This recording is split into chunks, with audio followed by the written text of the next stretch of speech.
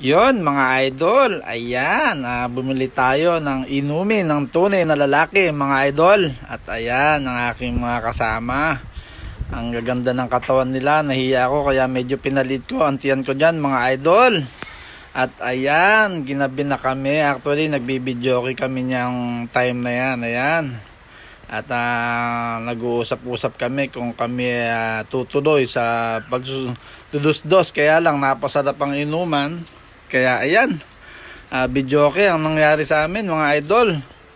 At ayan, talagang ang mga abs nila talagang makikita mo ang tunay na kasipagan.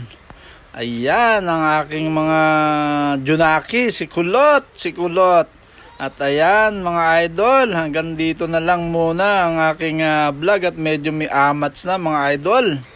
Ayan, at medyo tagay na mga idol. Kaya yan, salamat ulit sa pagtangkilik nyo sa aking munting vlog mga idol. Kita-kits ulit tayo mga idol sa susunod na araw mga idol. Bye bye.